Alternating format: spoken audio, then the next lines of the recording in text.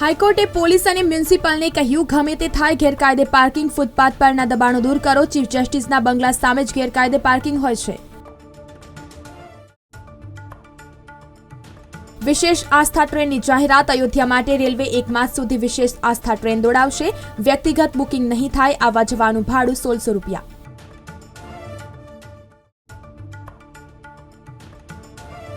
અંબાલાલ પટેલની ભયાનક આગાહી. ગુજરાતમાં ઠંડીના ત્રીજા અને આખરી રાઉન્ડની થઈ શરૂઆત.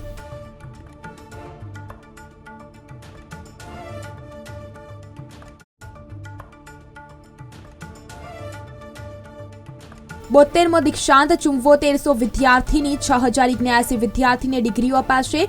MS યુનિવર્સિટીમાં 4 ફેબ્રુઆરીએ સમારંભ. પ્રથમવાર રવિવારે યોજાશે.